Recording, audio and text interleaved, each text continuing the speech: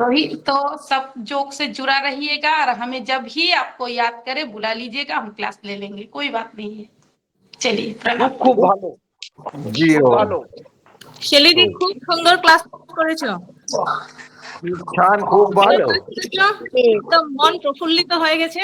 বহুত বহুত ধন্যবাদ তোমাকে। आप भी योगा से जुड़े रहिए। आप भी योगा चलिए से प्रणाम जुड़े प्रणाम रहिए। सबको।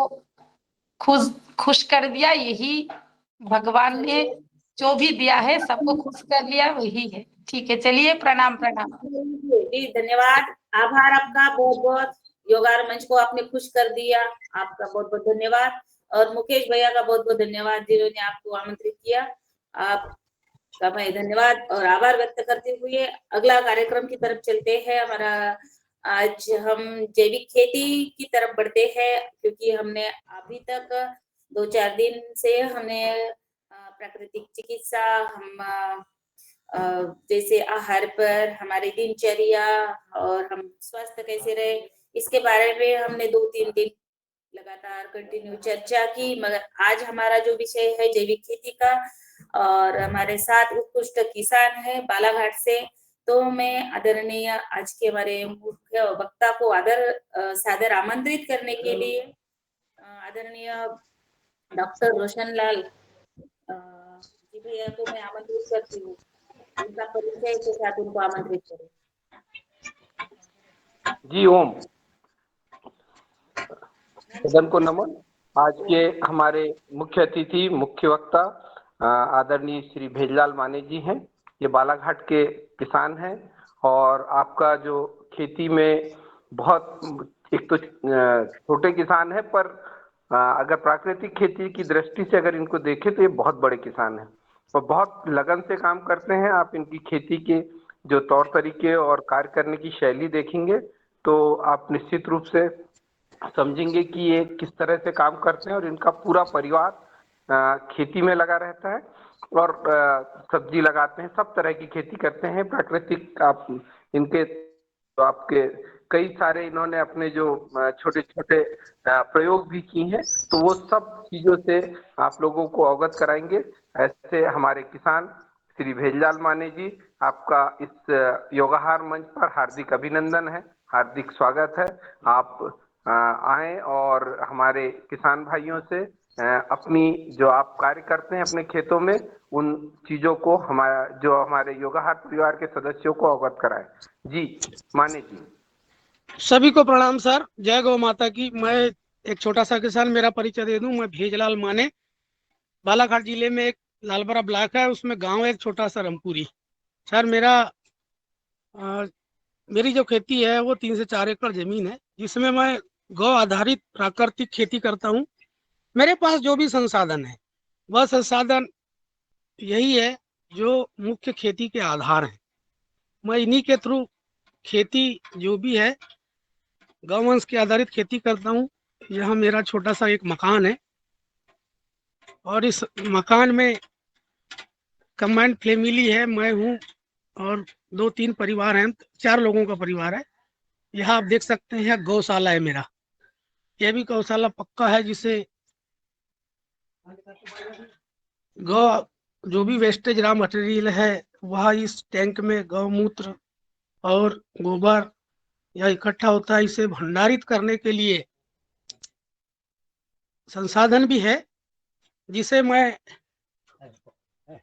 अपने रूप से आप देख सकते हैं।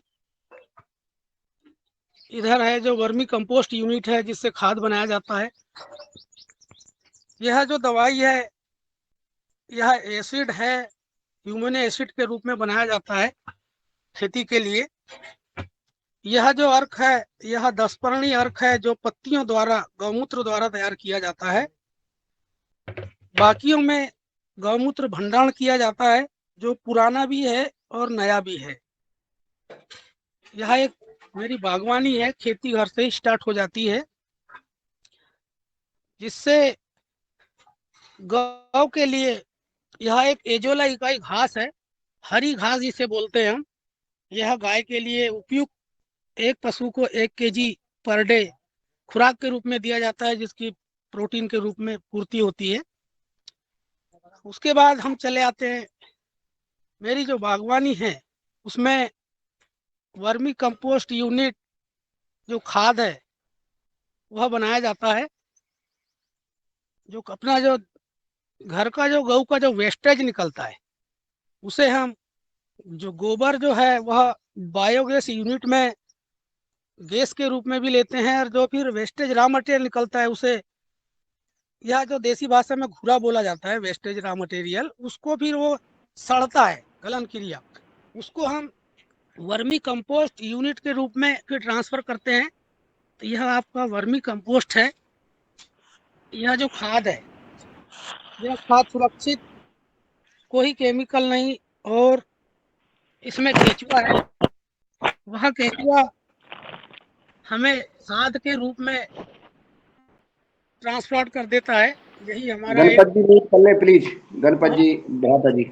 मुख्य रूप से यह खाद बनाने की प्रक्रिया है, जिसे हम किसी भी फसल में खाद के रूप में बेस्ट डोजल में देते हैं, जिसमें पूरी बागवानी, चाहे वो धान की खेती हो, चने की खेती हो या सब्जी हो, सभी में यह खाद का प्रयोग किया जाता है।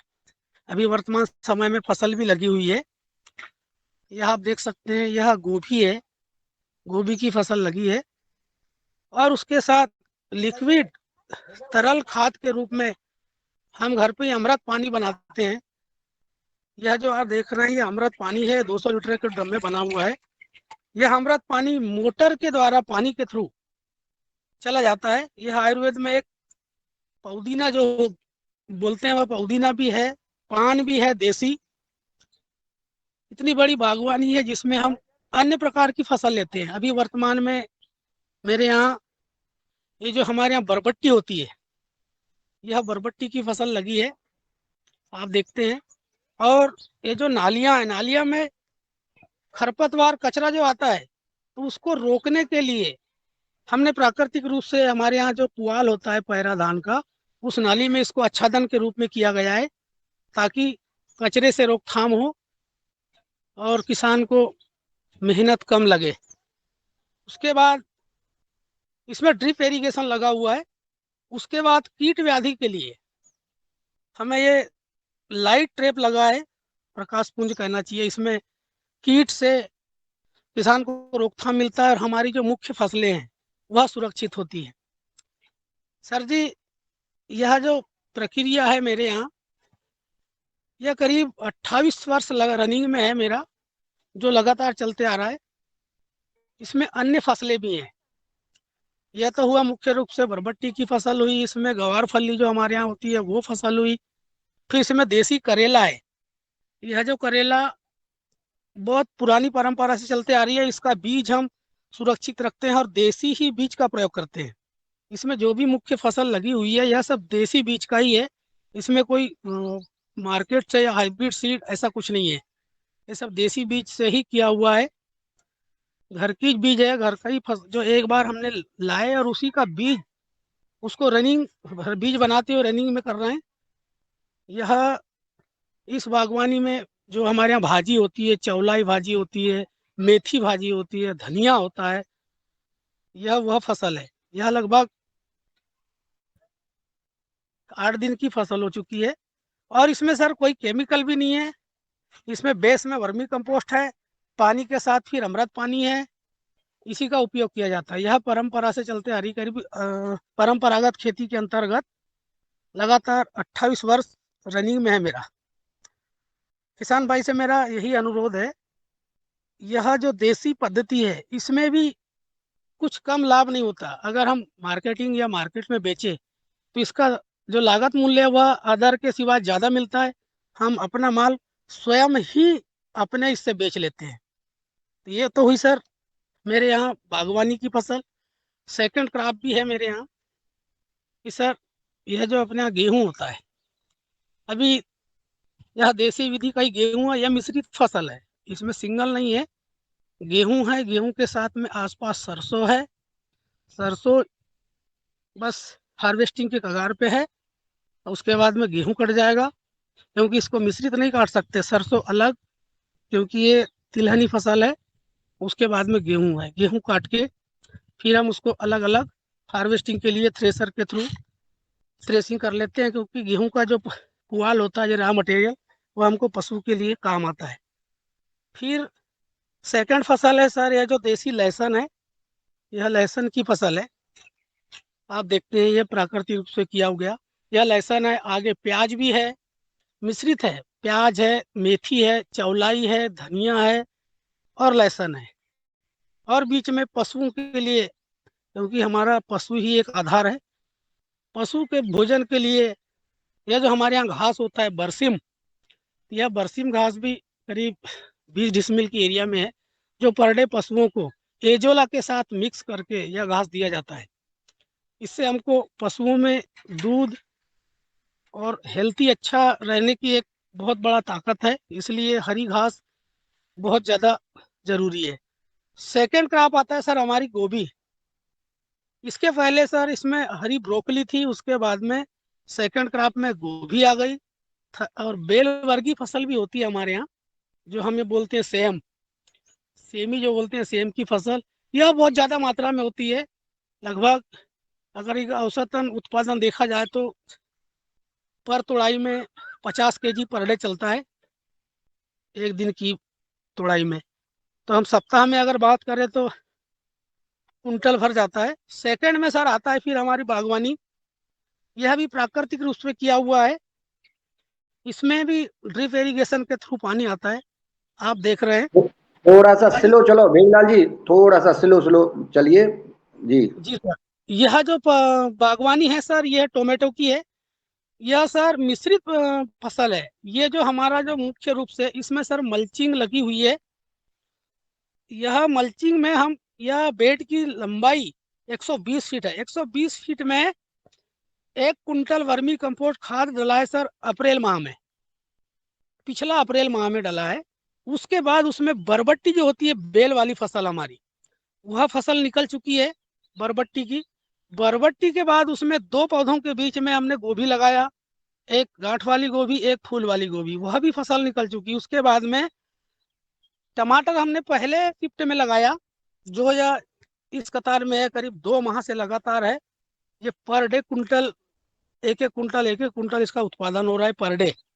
और 2 टमाटर, जब इसमें 2 लाइन है सर, आप देख सकते हैं इसमें 2 लाइन है। ये पहली लाइन है, ये सेकंड लाइन है। जब वह टमाटर हमें अंतिम रूप दिया जाएगा, उसके बाद में ये सेकंड वाली चालू होगी। तो ये हमारा फसल लगातार चलते रहेगा सर अप्रैल मई के तक। तो हमें 2 क्राफ्ट एक ही खाद में, एक ही बेड में हमने 4 प्रकार की फसल ली है। बरबट्टी लिए, गोभी ले लिए, फर्स्ट टमाटर ले लिए, फिर सेकंड हम टमाटर लेने जाएंगे। इसके बीच में सर जो खाली रो दिखता है, ये जो किनारा, इसमें हमने धनिया ले लिया दोनों लाइन में। यह धनिया मार्केट में बेच चुके। ये जो खाली जो नमी % होता है इसका, इस नमी का फायदा लेते हुए इसको हमने मार्केट में बेच चुका। उसके साथ में टमाटर है सर, यह करीब 20 से 30 डिसमिल की बागवानी है, इसमें टमाटर की फसल लगी हुई है। इसके बाद जो खाली जगह जो बच रहा है सर, अंतिम जो बागवानी हमारी जो बाड़ी होती है, जो फेंसिंग किया जाता है, उस फेंसिंग में बेल वर्गीय फसल है। इसमें अलग अलग वेराइटी की सेम और देसी करेली वो लगा हुआ है। यह सेम है, यह भी हमारे यहाँ अच्छा उत्पादन होता है मार्केट में बेचने के लिए, इसलिए इसका उत्पादन अच्छा लगता है। एक बार लगाएं तो करीब 4 महीने लगातार फसल देती है। तो ये है सर मेरी खेती करने की तकनीक। यानी जगह कहीं भी खाली नहीं है, हर जगह में एक छोटी बागवानी है, लेकिन उसके मेरे हिसाब से मैं उसका भरपूर फसल ले रहा हूँ। और खाद के रूप में जो भी पानी हम मोटर के थ्रू पानी देते हैं, उसमें अमृत पानी लगातार चलते रहता है। कि और जैव रसायन सर, कीट व्याधि या कोई रोग ना आए, इसलिए हमारे पास 10 परनियर जीवाणु घोल, ये हम मिक्स करके इसका स्प्रे किया जाता है लगातार। हर 15-15 दिन में, 15-15 दिन में खाद के रूप में इसका स्प्रे किया जाता है। तो ये हमारी जो फसलें हैं, फल देने में सुरक्षित रहता है, स्वस्थ फसल, और कोई भी कीट व्याधि कुछ नहीं। और आप साइज भी देख सकते हैं टोमेटो का, वर्तमान में अभी टोमेटो ही थोड़ा कैमरे को साफ कर लीजिए, पिक्चर अच्छी आए। थोड़ा सा दूर रखेंगे तो साफ आएगा, बस रुक के चलेंगे, थोड़ा सा चल रहा है ना तो हिल रहा है, थोड़ा सा रुक जाएं कहीं भी और दूर रखें, टमाटर से दूर रखो कैमरा, थोड़ा सा दिखता है दूर से साफ, और दूर करें थोड़ा। हाँ जी सर, जी सर। भेजलाल जी ऐसा दूर, हाँ अब दिख रहा है, बस इतना ही दूर, रुक जी जाए, सर। थोड़ा सा रुकें, खड़े हो जाए करें ऐसा। जी हाँ जी सर। एक्चुअली क्या है सर, बागवानी बड़ी है तो दिखाने में और लेट होगा, इसलिए मैं थोड़ा फास्ट कर रहा था। आप बिल्कुल चिंता ना करें, आपको अभी 1 घंटा है, 1 जी घंटा सर। तक दिखा सकते, कोई दिक्कत नहीं है, बिल्कुल धीरे धीरे चलें, आपको पूर्ण समय है। जी जी जी। धीरे धीरे सर दिखाइए ये भाई जो, साहब। जी जी जी जी जी सर, इसमें अ, सर मार्केट से अगर देखा जाए तो कोई चीज, सिर्फ 2 ही चीजें मेरे पास, गुड़ उत्पादन नहीं होता सर, तो मैं अदर दूसरे रिलेशन से मैं गुड़ लेता हूँ, और मार्केट से अगर ज्यादा ये लिया जाए तो फिटकरी और हींग, क्योंकि वहाँ मेरे यहाँ नहीं होता सर। यही बस दवाई के रूप में सिर्फ मैं मार्केट से वही खरीद की करता हूँ, बाकी सब पूरा संसाधन अपने घर से ही सर, उसी आधारित में ये खेती है, बैल से लेके। और सर खाद इसमें सर 1 साल पहले इस प्लाट में, ये मेरे यहाँ जो गौवंश होता है सर, जो बूढ़े बैल हो गए, बूढ़ी गाय हो गई, उसके मरणोपरांत उसकी भी समाधि खाद तैयार करके, करीब अगर 4 कुंटल वेट का अगर एक पशु है, हम उसको गड्ढा खोद के उसको समाधि देके हम 1 साल बाद उसकी भी खाद निकाला सर मैंने, तो करीब 30 से 32 कट्टी जो हमारी बोरियां होती है, उस बोरी में 30 से 32 कट्टी उसका खाद निकलता है सर। उसका खाद इस प्लाट में, जो टोमेटो का प्लाट है, इसमें डाला सर मैंने। एक प्लांट से मेरा रिकॉर्ड उत्पादन आया सर 16 केजी पर प्लांट, एक प्लांट में 16 केजी उत्पादन देने की क्षमता। मैंने 2-4 प्लांट को वेट किया, जैसे टमाटर अगर पक गए गुच्छे में, उसका वेट कर लिए, फिर दूसरे दिन तोड़ाई किए, उसका वेट कर लिए, तो उसके जीवन काल तक 16 किलो पर प्लांट टोमेटो गया। तो ये प्राकृतिक खेती से सबसे ज्यादा मैंने मुनाफा ये देखा कि खर्च कम, दवाई कम, और उस पौधे का ग्रोथ और उसकी उत्पादन क्षमता बढ़ जाती है। अगर हम अदर केमिकल से या दूसरे प्लांट से अगर हम खेती करते हैं तो वो 8 से 10 केजी तक जाएगा और पौधा मर जाएगा। लेकिन प्राकृतिक रूप से मैं 28 साल में ये सीखा कि एक प्लांट कितना उत्पादन दे सकता है, हम उसका कितना भरपूर फायदा ले सकते हैं, ये मेरे को सीख मिली सर। और ये सब आप लोगों का ही पुण्य प्रताप या दुआ कहा जाए। मैं संसाधन से भरपूर हूँ, खेती भी है, गौवंश मेरे यहाँ हमारे परंपरा से चलते आ रहा है, हमारे दादाजी के समय से, जिसमें मेरे यहाँ गौवंश को बेचने की प्रथा नहीं है सर। हम गौवंश को दान में दे सकते हैं या स्वयं उसका पालन पोषण कर मरणोपरांत भी उसको फेंकना नहीं है, उसकी समाधि खाद तैयार कर उसका खाद के रूप में खेती में काम ले लेते हैं। और खेती भी सर हम गौ आधारित, जो हमारे यहाँ देसी बैल होते हैं, जो बैल हैं, उसी से खेती है। तो ये लगातार मेरी तकनीक है और ये चलते आ रहा है, और भविष्य में भी जब तक हमारी शरीर काम करे, जब तक सुरक्षित रहे, तो यह खेती तो बंद नहीं होगी, क्योंकि इसमें लाभ सबसे ज्यादा है। यह एक, और जो साइड जो बागवानी है सर, मैंने अभी, आप देख सकते हैं, यह जो ड्रैगन फ्रूट है, मैं इसका भी एक लाइन रोपनी कर चुका हूँ।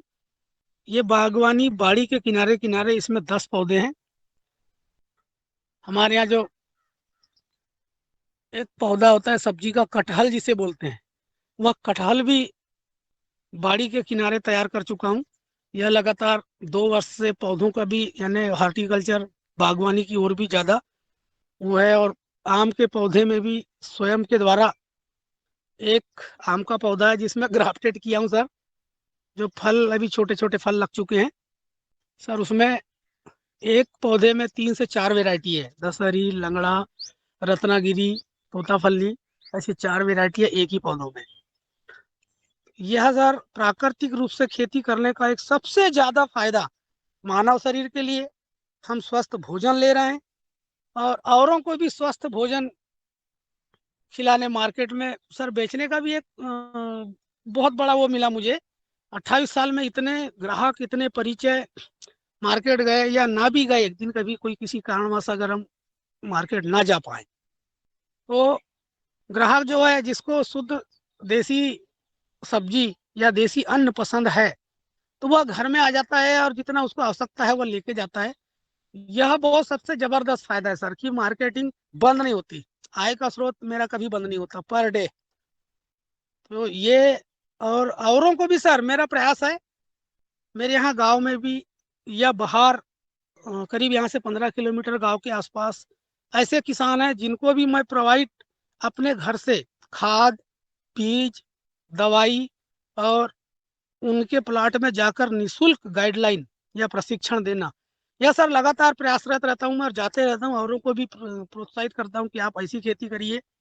अगर आपके पास संसाधन कम है तो मेरे यहाँ से लेके जाइए, आपके यहाँ खाद कम है तो मैं दे रहा हूँ सर वो भी निःशुल्क, दवाई, गौमूत्र, वर्मी कंपोस्ट खाद। और अगर वो घर में वर्मी कंपोस्ट यूनिट बनाना चाहता है तो उसको केचुआ भी सर अपने तरफ से निःशुल्क प्रदान करता हूँ। ऐसे करीब हमारे यहाँ 13 से 14 किसान हैं जो धीरे धीरे प्रयासरत हैं और यह खेती को लगातार करने का प्रयास कर रहे हैं।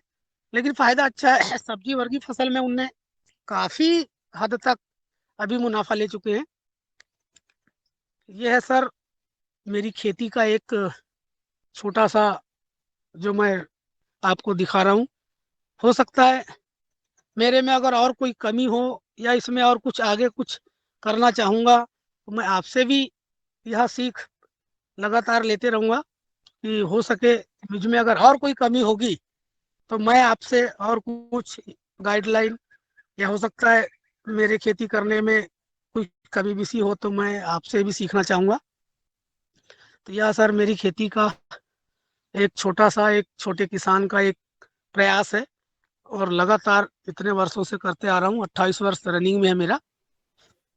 तो बस सर मेरा एक छोटा सा एक यही गाइडलाइन है और जो प्रयास था मैं आपको शेयर किया और आपने मुझे बोलने का जो मौका दिया, बहुत बहुत धन्यवाद कहूँगा सर। सभी को मेरा प्रणाम।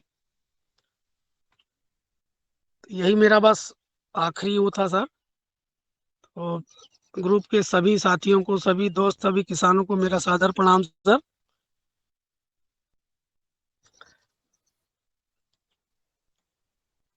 जी बहुत सुंदर सर, बहुत सुंदर। जी मैम, हो सकता है मेरे में अगर कहीं भूल हो तो मैं आपसे भी कुछ सीखना चाहूँगा। जी जी कोई भूल नहीं। मैं हमारे सदन में आपसे सभी भाई बहन जुड़े हैं और आपसे सवाल भी करेंगे। जी सबसे पहले चर्चा करने के लिए मैं आदरणीय श्री मुन्नीलाल भाई साहब को सादर आमंत्रित करती हूँ। जी भेललाल जी, सबसे पहले तो आपको बहुत बहुत साधुवाद। और आपने जो खेती का दर्शन कराया, देसी गाय माता का दर्शन कराया और आपके जो भाव हैं कि हम किसान को निःशुल्क प्रशिक्षण देते हैं, उनको हम केचुआ खाद भी दे देते हैं, उनको वर्मी कंपोस्ट भी दे देते हैं, उनको कीटनाशक भी दे देते हैं, घन जीवामृत भी उनको दे देते हैं। और लगातार आपके प्रेरणा से अन्य किसान प्राकृतिक गौ आधारित खेती करने लगे हैं। गाय माता के लिए आपने कहा कि हम गाय कभी बेचते नहीं हैं, हम दान कर देते हैं अगर, और उसकी समाधि करते हैं। और समाधि का जो खाद निकलता है जिसको स्वर्ण खाद बोलते हैं, वह उसका प्रयोग करके आपने अपनी जो प्रसन्नता जाहिर की है, जो संतुष्टि जाहिर की है, यह किसानों में कम देखने को मिलती है। और अपने कार्य को करता तो है लेकिन अपने कर्म को जो है हमेशा कोसता रहता है।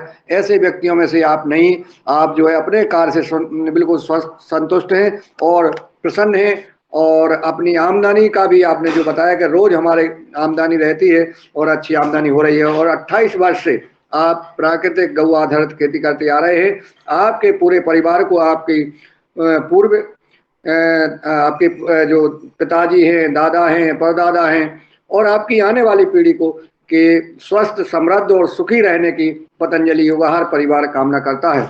हमारे सदन में जुड़े वैज्ञानिक जुड़े हैं, कई राज्यों से हमारे वैज्ञानिक, किसान भाई, योग साधक, शिक्षक और बुद्धिजीवी वरिष्ठ समाज से भी इस कार्यक्रम में जुड़े हैं, आपको सुन रहे हैं और आज आनंदित हो रहे हैं आपको सुन करके। यही उद्देश्य है युगहार कार्यक्रम का, यही उद्देश्य है भारत सरकार का, यही उद्देश्य है हमारे माननीय राष्ट्रीय ऋषि नरेंद्र भाई मोदी जी का, और यही हमारे उद्देश्य है मध्य प्रदेश के मुख्यमंत्री आदरणीय डॉक्टर मोहन यादव जी का, कि हम सब, यही उद्देश्य है हमारे परम पूज्य विश्व गुरु स्वामी रामदेव जी महाराज जी और परम सिद्धे इस युग के धनवंतरी परम सिद्धे आचार्य बालकृष्ण जी का। यही उद्देश्य है, जैसा आज हम भेजलाल जी के देख रहे हैं कि हमारे देश की खेती प्राकृतिक खेती, जैविक खेती हो, हर घर में देसी गाय का पालन पोषण हो और परिवार स्वस्थ रहे। इस उद्देश्य को आज देख करके और हम सबको प्रेरणा मिली है। अब मैं आमंत्रित करूंगा, चूंकि हमारे भाई बहनों के कई सवाल होंगे, उनके लिए मैं आमंत्रित करता हूं। जो भाई सवाल करना चाहते हैं वो हैंड रेज करें। और सबसे पहले आदरणीय मान सिंह जी, आदरणीय मिथिलेश सिंह जी मुजफ्फरनगर उत्तर प्रदेश से आपसे सवाल करेंगी। हमारी बहुत ही ऊर्जावान बहन है और बहन खेती किसानी के को बहुत पसंद करती हैं, गाय पालन को बहुत पसंद करती हैं। मैं उनको सम्मान के साथ आमंत्रित करता हूं, आप आएं और हमारे भेजलाल जी से संवाद करने का कष्ट करें। जी ओम, धन्यवाद बहुत बहुत आपका कि आपने मुझे अवसर दिया भाई से बात करने के लिए। सबसे पहले मैं थोड़ा सा लेट जुड़ी भाई, मैं जानना चाहूंगी कि आप कहाँ पे हैं, कौन से राज्य से हैं और कहाँ हैं? ये सर मध्य प्रदेश, जिला बालाघाट है, इसमें ब्लॉक है एक छोटा सा लाल बर्रा, उसमें गांव है रमपुरी। जी हाँ जी, मैं रमपुरी से निवासरत हूँ। जी, बहुत सुंदर भाई, आप इतना अच्छा कार्य कर रहे हो कि मैं तो गदगद हो गई। जी मैम। और जैसे किसान लोग कहते रहते हैं कि आमदनी नहीं है, ये नहीं है, वो नहीं है, आपने साकार किया है कि किसान वैज्ञानिक भी है और अन्नदाता भी है, और आप बहुत अच्छे से कार्य कर रहे हैं। और अवसर मिलेगा तो मैं जरूर आपके यहाँ आऊंगी। जी जी जी। दूसरा दूसरा मैं ये जानना चाहूंगी कि जैसे आप ये कार्य कर रहे हो तो घर में जो बच्चे हैं वो भी जरूर आपके साथ सहयोग करते होंगे। जी जी, घर में बच्चे हैं वो भी सहयोग करते हैं। वो भी जो गाइडलाइन है जो हमने किया हुआ है लगातार इतने वर्षों से, सबको बिल्कुल वो हो गया है ज्ञान कि कौन सा पौधा लगाना है, कब लगाना है, किस पक्ष में लगाना है, कौन से माह में कौन सा पौधा लगाना है। ये सर ये मैं पूरा सबको सिखा चुका हूँ। अगर मैं वाई दफा कहीं भी एक सप्ताह के लिए ट्रेनिंग में गया तो बच्चे पूरे कर लेते हैं। श्रीमती को पूरा गाइडलाइन है, वो कर लेती है। जी जी जी। और बस मैं बहुत अच्छा आपसे प्रेरणा मिल रही है, और जब हम ऐसे करते हैं तभी कुछ रिजल्ट आएगा। और जैसे आप कर रहे हैं, यदि सभी किसान ऐसा करें तो बहुत जल्दी कायापलट हो सकती है हमारे देश की। करने की ही जी जरूरत होती है, हम कहते रहते हैं लेकिन करते नहीं हैं। और जब किसान इस तरीके से कार्य करता है तो मैं नहीं कहती कि किसान के पास कोई अभाव होगा, बिल्कुल नहीं होता। और बस मैं यही कहूंगी कि आगे आने वाले बच्चे भी इसी तरह से कार्य करें, और बच्चों की शिक्षा के साथ साथ ऐसे जब करेंगे तो बहुत जल्दी होगा। जी भाई, बहुत बहुत धन्यवाद, आनंद आया आपके कार्य को देख के, और आपने जो बहुत अच्छे तरीके से दिखाया भी और बताया भी। आपसे हमें बहुत कुछ सीखने की जरूरत है। जी जी ओम, धन्यवाद। धन्यवाद जी मिथिलेश जी। और एक बहन कल्पना कोटले जी, आपकी जो साथी बहन है जिनके साथ आपने आप दोनों ने पतंजलि योगपीठ में प्रशिक्षण लिया है, उन्हीं के जिले से हैं। और डॉक्टर रोशनलाल राउत जी ने आप भेजलाल जी को और आप बहन कल्पना जी ने इनको आमंत्रित किया है। तो ये बालाघाट जिले से हैं और आपका बालाघाट आना तय है। तो निश्चित है कि अपन भेजलाल जी के कृषि फार्म का विजिट करेंगे, देखेंगे, जानेंगे और इनसे कुछ और सीखेंगे। जी सर, जी सर, स्वागत है आपका सर। आइए सर, अगर हो जी सकता है मेरे में भी कहीं अगर कहीं छूट मूट थोड़ी बहुत गलतियां हो तो मैं आपके से सीख करके और उसको सुधारने का प्रयास करूं सर। नहीं भैया, जो हम आपने लोग बताया सीखने ना कि हैं। गौवंश को आप बेचते नहीं हैं और उनकी समाधि बना के उससे भी खाद तैयार करते हैं, आप तो बहुत इतना अच्छा कार्य मुझे नहीं लगता कि कोई कर रहा होगा। वो मुझे तो वो आनंद बात आ है गया। जी, वो बात ऐसी है मैम जी, क्या है, मेरे यहाँ जो दादाजी थे ना, वो गौ साधक जो हमारे जो देहात में जो देवी माँ होती है ना मंदिर में, जी दुर्गा जी की जो मूर्त होती है ना, तो ये गांव में एक मंदिर होता है, जी उसका जो जी पुजारी होता है, कहना चाहिए देसी भाषा में पंडा, वो जी हमारे दादाजी थे। तो दादाजी जब पंडा थे तो जो गौ माता जी के मंदिर में जो गौवंश थी एक बछिया, उसको हमने पाला हुआ है। तो वो हमने हमारे दादाजी ने ये बोला था कि बेटा ये गौ मंदिर का जो दिया हुआ दान है, इसको जितना भी इसका वंश बढ़े इसको बेचना नहीं है और मरणोपरांत कहीं फेंकना नहीं है। तो वो सीख हमें दादाजी ने दिया और अब उसको मैं चलाते आ रहा हूँ, बाबूजी ने चलाया, फिर मैं चला रहा हूँ। और जो गौ माता जी का जो अभी देहात में जो मंदिर होता है, उसका जो पंडा या पुजारी बोलते हैं वो हम ही है। जी जी। और बहुत ये एक बात और पूछना चाहूंगी कि जैसे आपने बताया कि जो गोवंश जब वो मर जाता है तो आप उसकी समाधि बना करके उससे खाद निकालते हो। जी तो जी जी। जो वो खाद से आप फिर वो लेते हो, तो क्या उसका बाकी खाद से ज्यादा उत्पादन होता है? बहुत ज्यादा। मैं बताया ना उसका जो प्रैक्टिकल में, एक टोमेटो का जो एक टमाटर का पौधा होता है, एक पौधे से 16 किलो टमाटर उत्पादन करना बहुत बड़ी बात है। आज जी जी। वर्तमान में कंपोस्ट से लेना है, ये करीब 13 से 14 तक जा रहा है। और जो गौ समाधि खाद का मैंने उसको 30 डिसमिल में डाला था, तो ये एक प्लांट 16 से 17 किलो टमाटर देता है। और यदि हम उसमें वो खाद नहीं डालते हैं जिस पौधे में, तो वो कितने तक रहता है? अभी वर्तमान में मैम 12 से 13 किलो पर के प्लांट उत्पादन आता है। अभी एक जी प्लांट का मैंने चालू भी किया है और वो प्लांट चालू है रनिंग में। अभी ये जो प्लांट है, ये सामने का ही फर्स्ट लाइन का मैंने इसको कैलकुलेशन चालू रखा है। अभी 9 किलो हो गया इसका, 9 किलो कुछ ग्राम हो गया है। अब फिर कल तुड़ाई करेंगे, फिर उसको काटा करेंगे, वेट की अब कितना गया तो उसको ऐड करते जाते हैं। तो ये पौध मरणोपरांत कितना देगा अंतिम समय तक। और मेरा तो प्रयास है ये पौधा अभी बहुत जाएगा, इसकी ऊंचाई करीब 5 फीट जाएगी, 5 फीट तक ये पौधा फल देगा। तो 13 जी से 12 से 13 किलो जाना चाहिए। जी जी, बहुत सुंदर बहुत सुंदर। जी धन्यवाद। जी, बहुत सुंदर बहन जी और आदरणीय भेजलाल जी। अब यहाँ आदरणीय शशिकांत जी, शशिकांत तिवारी जी आपसे सवाल करेंगे। मैं उनको आमंत्रित करता हूँ। जी सदन ओम, बड़ा अच्छा लगा इनका ये खेती देख के। ये मैं जानना चाह रहा हूँ कि ये टमाटर के देसी बीज हैं? जी सर, ये बहुत इसका बीज सर हमने करीब 10-11 वर्ष पहले लाया हुआ था। हम्म। इसका बीज कहाँ से ले निकल रहे हैं।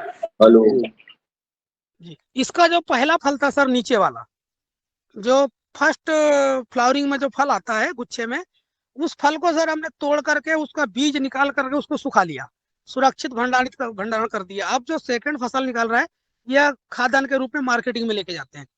तो सर आने वाले भविष्य के साल के लिए हमने पहले बीज तैयार कर लिया।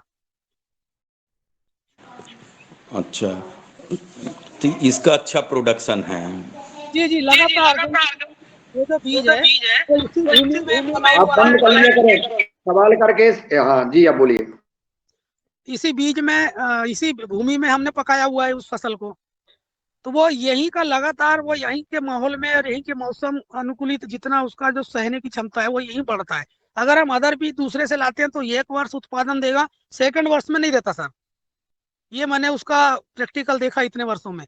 इसलिए हम देसी बीज और देसी खाद से ही उसको, तो वो लगातार अगर हमको 13 से 14 किलो पर प्लांट भी दे रहा है तो बहुत बड़ी बात है सर मेरे लिए। करीब ये 20 डिसमिल की एक बागवानी है टमाटो का। ये अभी लगा सर 2 महीने से चालू है और वर्तमान में करीब 60,000 पार हो गया इसका। और अभी पता नहीं अब कितना कुंटल जाएगा, अब आप देख सकते हैं सर। और कौन कौन से देसी बीज हैं आपके? सर देसी सेम है, देसी करेली है छोटी वाली, देसी टमाटर है, उसके बाद में गवार फली है, छोटी है, जो छोटी फली होती है गवार जो बोलते हैं हमारे यहाँ। ये सर ये घर में चौलाई भाजी है, पालक भाजी है, ये सब देसी बीज हैं। ये हमको मिल सकता है क्या? कैसे मिलेगा? बीज मिल सकता है सर, बीज मिल सकता है। आप जहाँ भी हो पता हो, मेरे नंबर से मैं आपको डाक सेवा से आपको बीज फॉरवर्ड, सर हिमाचल कुल्लू मनाली भी भेज चुका हूँ। एक कुंदरू फसल होती है, उसका भी कंद यहाँ से पैकिंग करके किया हूँ किसानों को। हरियाणा भी भेज चुका हूँ, गुरुग्राम भी दिया हूँ। ऐसे किसान भाई अपने साथ जो जुड़े हैं, मित्र हैं, सबको मैं बीज प्रोवाइड करता हूँ, खाद भी दिया हूँ। और देसी धान का बीज हमारे यहाँ सर एक गवर्नमेंट से GI टैग मिला है, मध्य प्रदेश सरकार की ओर से, गवर्नमेंट से। चिन्नौर एक धान होता है सर, सेंटेड, उसकी ऊंचाई बहुत होती है, उसका उत्पादन कम है, लेकिन उसमें प्राकृतिक खुशबू है और प्राकृतिक ही बीज है, हमारे धरोहर है पुरानी। उसको जियो टैग मिल सका है सर, तो वो उसका सदस्य या बोर्ड मेंबर कहा जाए वो मैं हूँ। तो सर उसका भी बीज हम उसका चिन्नौर चावल को भी किसानों को या किसी मार्केटिंग के थ्रू बेचते हैं सर। बहुत अच्छा, बहुत अच्छा। जी बहुत सुंदर जी। आदरणीय रंजना किनीकर जी आपसे संवाद करेंगी महाराष्ट्र से। जी जी जी रंजना जी। जी जी नमस्कार भाई साहब। और नमस्कार। बहुत ही सुंदर जो आपका फार्म देखा हमने, बहुत अच्छा लगा, मन प्रसन्न हुआ। और जैविक खेती की तरफ आप बढ़े, तो आपने कहा कि आप 28 साल से जुड़े हैं, है ना? तो फिर आप इस जैविक खेती की तरफ कैसे बढ़े, आपका थोड़ा सा आप बताइए। हाँ बिल्कुल, धन्यवाद मैम। और आप उस जगह से हैं जहाँ पर मैं गया हूँ, उस राज्य में, महाराष्ट्र में। पहली बार मैम, आज के 30 वर्ष पहले की बात है, एक ट्रेनिंग हुआ था और एक कृषि ऋषि श्री सुभाष पालेकर जी, उनका एक संदेश मैंने पेपर में पढ़ा था एक दुकान में। तो मुझे ऐसा लगा कि मुझे यहाँ जाना चाहिए। तो हम मैम जिले से 3 लोग गए थे, स्वयं के खर्चे से, अपना स्वयं का खर्च किए और ट्रेन थ्रू हम यवतमाल गए हुए थे। वहाँ सुभाष पालेकर जी का एक ट्रेनिंग सेंटर और फार्म हाउस था, वहाँ देखने गए। तो 7 डेज वहाँ रुके। तो वहाँ हमको सीखना, और मुझे ऐसा लगा कि जब यहाँ ये 2 गौ वंश से इतनी खेती कर सकते हैं, तो मेरे पास तो 8-8 और 10-10 गौ वंश है। तो मैंने बोला मैं क्यों नहीं कर सकता।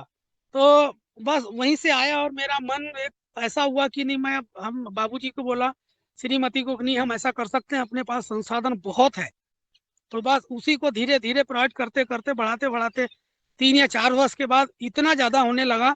तो पूरे बच्चे भी, बाबूजी भी बहुत ज्यादा आकर्षित हुए, बोले नहीं अब इसको बढ़ाया जाए। तो हमने खेती को भी, खाद को बढ़ाए, तकनीक बढ़ाए। तो मैम बस उन्हीं की आशीर्वाद है, धीरे धीरे बढ़ते गया। और कृषि ट्रेनिंग में भी मैं जाते रहा। हमारे आदरणीय राउत सर हैं जो जुड़े हुए हैं, मैं ये जब भी ट्रेनिंग हुआ तो इनकी भी गाइडलाइन कृषि विभाग से फिर और ज्यादा लगाव हो गया, कृषि विभाग भी ज्यादा आमंत्रित करने लगा। तो मेरा गाइडलाइन ये एक्सपीरियंस जो भी बढ़ने लगा, तो उसको बहुत जम के बढ़ाया। तो आज ये स्तर पे हूँ मैं, कोई किसी के यहाँ मजदूरी नहीं, कुछ नहीं, किसी को अपना स्वयं का करना है। और पूरा परिवार, जितना भी भरण पोषण खर्च, आज के जमाने में खर्च बहुत ज्यादा है, सभी का खर्च खेती पे ही आधारित है। और मैं स्वस्थ हूँ, और आप लोगों की दुआ ऐसी बनी रहे कि बस ऐसे ही ऊपर वाला आशीर्वाद बनाए रखे। जी जी जी बहुत सुंदर। जो आप महाराष्ट्र की बात कर रहे हैं, आप महाराष्ट्र में ट्रेनिंग के लिए आए थे और सुभाष पालेकर जी के आपने ट्रेनिंग लिया। वो यवतमाल जिला कहा, तो मैं यवतमाल जिले से ही बात कर रही हूँ भाई साहब। अच्छा अच्छा। और जी बहुत सुंदर। और अगला सवाल मेरा एक है कि आपसे अब 28 साल से आप जैविक खेती कर रहे हैं, तो आपसे और भी प्रेरित हुए होंगे किसान, आपके बाजू के लोग, तो आपसे कोई सीख रहे हैं? मेरे आसपास 15 किलोमीटर के दायरे में ऐसे 2-3 किसान हैं। सब्जी का तो एरिया कम करते हैं, लेकिन जैसे हमारे यहाँ मुख्य फसल है धान, धान है, और तिलहन में राई है, वो जो जगनी बोलते हैं, राम तिल, ये अच्छा, इसका उत्पादन अच्छा कर लेते हैं। और एक होता है हमारे यहाँ अलसी, आपके यहाँ महाराष्ट्र में जवस बोलते हैं उसको क्या, तो मैं उसका उत्पादन बहुत अच्छा करते हैं, और घर का ही तेल उपयोग करते हैं, घर का ही अनाज उपयोग करते हैं। मुझे बहुत खुशी है कि कम से कम मेरे साथ जुड़ करके वो स्वयं के भोजन खाने के लिए तो कम से कम उत्पादन कर रहे हैं, बहुत अच्छा है। क्योंकि उनको मैं अपने घर से ही दवाई, बीज, 10 अर्क दवा, जैव रसायन, ये घर से ही उसको उनको निःशुल्क प्रदाय किया, तब जाके वो लाइन में आए और आज स्वयं बना करके आज उपयोग कर रहे हैं। तो बहुत अच्छा लगता है मुझे। जी जी बहुत सुंदर।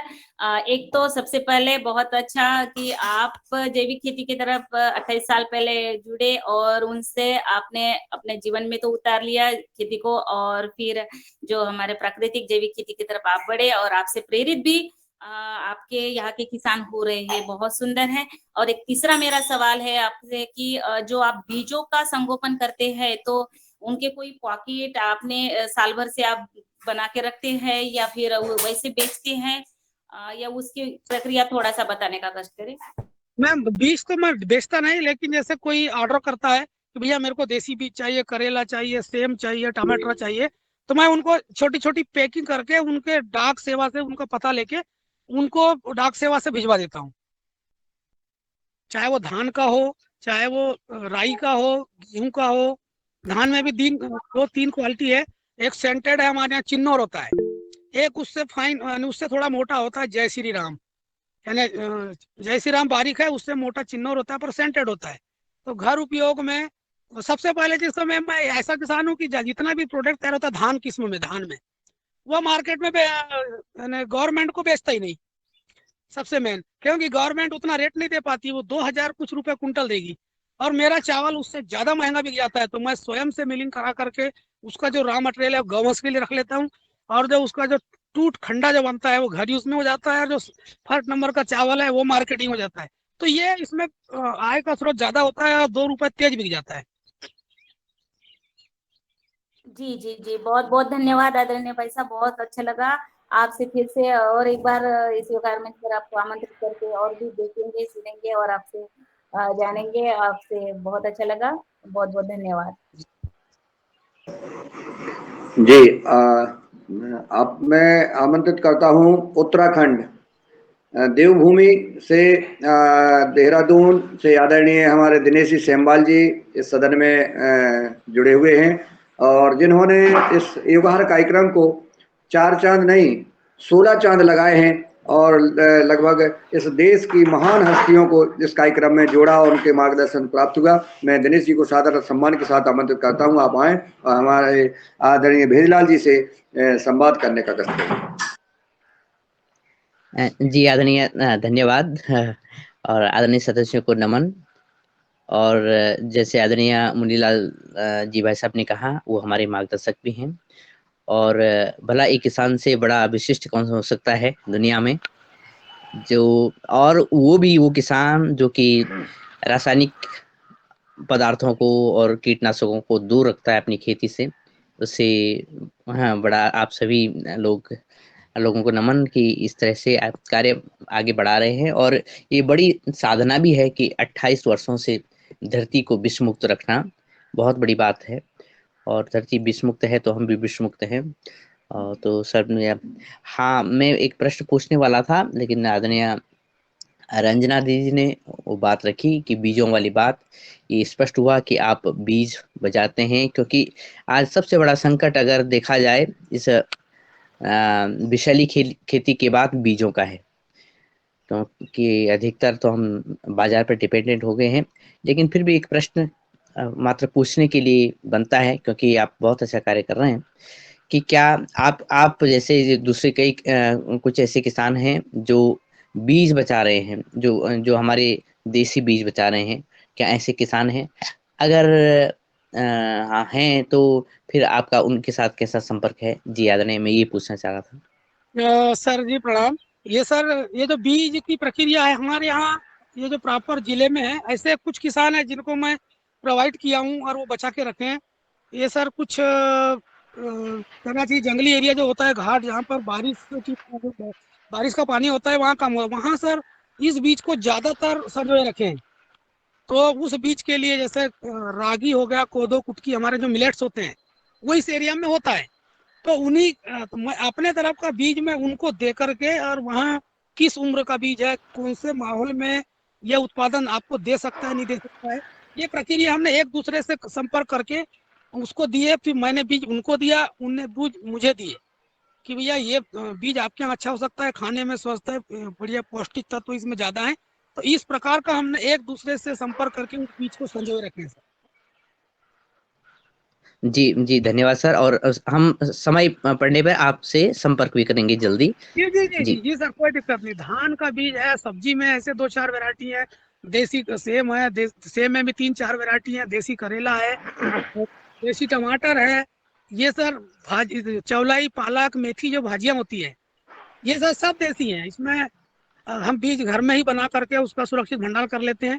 यानी हमको जितना आवश्यकता है, अगर हमको 10 केजी लग रहा है तो मैं 20 केजी बीज बनाता हूँ, क्योंकि 10 केजी मुझे लगेगा तो 10 केजी किसी कोई भी किसान भाई ऑर्डर करता है मेरे साथी, तो मैं उनको सर वो भी निःशुल्क मैं डाक सेवा से वो कर देता हूँ सेवा कि चलो मेरा भाई कम से कम उस बीज को ले जाके उसका अच्छा उत्पादन करके स्वयं के लिए तो उत्पादन करेगा। जी जी, बहुत सुंदर सर, बहुत बहुत बधाई, धन्यवाद। जी धन्यवाद आदरणीय दिनेश जी सेमवाल जी। और अब मैं आमंत्रित करता हूं आदरणीय रमेश चंद्र मेहरा जी, नर्मदापुरम होशंगाबाद से, मध्य प्रदेश से हैं, और जो लगातार किसानों को प्रशिक्षण दिलाने का काम कर रहे हैं, किसानों को मोटिवेट करने का काम करते हैं, और विषमता के साथ जैसे हमारे नर्मदापुरम जिले में लगातार काम कर रहे हैं। मैं आमंत्रित करता हूं आप आए और हमारे भेजलाल जी से संवाद करें।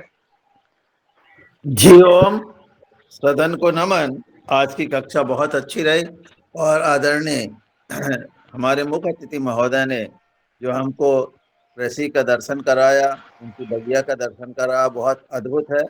और जो बीज का संरक्षण कर रहे हैं उसके लिए तो उनको नमन है कि वो इस तरह से हमारे देसी बीज को बचा रहे हैं। मेरा ये प्रश्न था, जैसे आप कह रहे हैं कि चिन्नौर धान का, जैसे जब हम दूसरे जिले में यदि उसका रोपण करते हैं तो क्या उसका स्वाद और गुण वही रहेंगे या नहीं रहेंगे?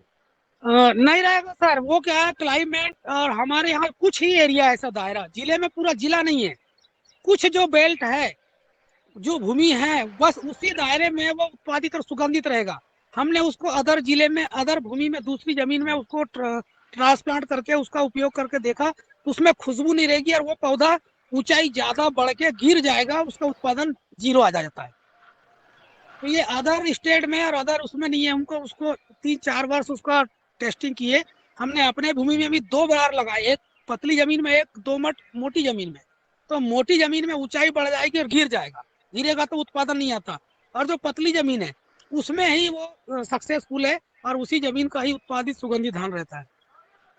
जी सर, बस यही जानना था। तो जैसे अब आपने कहा कि आपके जो टमाटर है या देसी बीज है, तो क्या उनका जो आपने दूसरे किसानों को भेजा, उनके यहाँ भी ऐसे ही हो रहे हैं कि वो भी वही जीआई टैग जैसे कम नहीं, उत्पादन अभी हो रहे? टमाटर सर जिसका रकबा कम है ना, तो जैसे किसी का 5 डिसमिल 10 डिसमिल की जो बाड़ियां होती है गाँव में, वो परमानेंट देसी करेला, देसी सेम, देसी टमाटर ये परमानेंट ले रहे हैं। और जैसे कभी खुदा ना खास्ते बीज खराब हो गया या टमाटर किस अवस्था में पकना चाहिए था, बीज बनाना चाहिए, अगर वो भूल गए तो फिर वो मेरे पास फिर आते हैं, तो उनको 5 ग्राम 4 ग्राम 2 ग्राम बीज फिर प्रोवाइड कर देता है। लेकिन परमानेंट वही उसी का ही उपयोग कर रहे हैं उन लोग। नहीं सर, मेरा प्रश्न यह है कि मान लो मैंने रब्दापुरम में आपके बीज को लेके आया और यहाँ पर मैंने लगाया और यहाँ पर मेरे यहाँ की मिट्टी काली मिट्टी है, जी जी, ठीक है ना? तो फिर क्या आपके यहाँ के जो देसी बीज है वो यहाँ पर उत्पादन लगभग उतना ही देंगे या कम हो जाएगा? ये मेरा सर एक बार तो आपको प्रैक्टिकल करना पड़ेगा। मैं एक बार निःशुल्क बीज आपको भिजवा दूंगा, देसी करेला, देसी सेम, टमाटर सब छोटी छोटी पैक में। आप उसको एक बार कुछ प्लाट में, कुछ एरिया में उसका टेस्टिंग करेंगे। अगर आप यहाँ सक्सेस है तो आप तो बीज वहीं बना लेंगे। जी जी जी, है ना। टमाटर अच्छा पका तो बीज वही निकालेंगे, देसी करेला अच्छा बड़ा हो गया, पक गया, तो आप बीज वही निकालेंगे, सेम परिपक्व हो गया तो बीज वही। यानी फिर एक बार की जरूरत पड़ेगी, सेकंड में आप स्वयं सीख जाएंगे कि कौन सी फसल मेरे यहाँ ज्यादा उत्पादन देती है। जी। ये बीज बनाने की कोई अलग प्रक्रिया है या साधारण तौर से बन जाते हैं? जी सर जी, साधारण तौर पे मेरे यहाँ जैसे करेला देसी हो गया, वो अच्छा परिपक्व हो गया लाल, उसके बाद में फूटने लगता है। वो फूटने लगने के बाद उसके बीज को पेपर में निकाल लो, एक कागज रख के, हाथ में नहीं, पेपर में उसको झड़ा लो और सुखा दो। सुखाने के बाद अच्छा सूख गया तो फिर उसको कपड़े की थैली में उसको भंडारण कर दिए। जी सर, जी सर, जी ओम। जी बहुत सुंदर आदरणीय मेहरा जी। और मैं आदरणीय अनिल राय जी को आमंत्रित करता हूं, वो आए और अपना संवाद करने का कष्ट करें।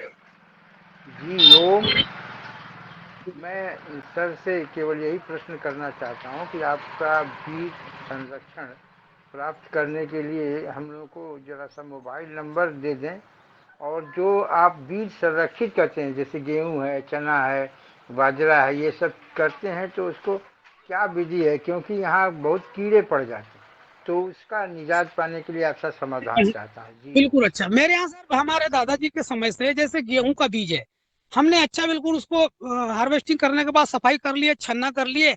अब हमको 50 केजी बीज रखना है, तो 50 केजी बीज में करीब 2 किलो नीम की पत्ती सुखाकर उसको पूरा बीज में मिश्रित करके और जूट की बोरी में भर के हम रख देते हैं।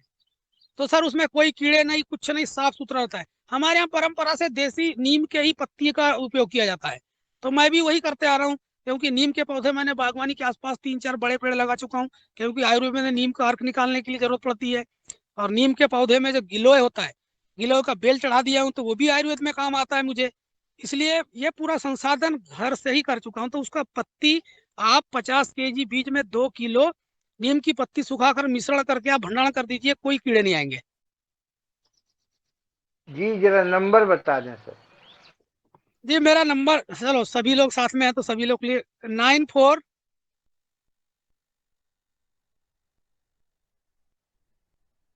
लिखे सर। हाँ जी जी 940 जी 67 67 जी 38 38 659। 659 जी जी जी जी, बहुत अच्छा, धन्यवाद।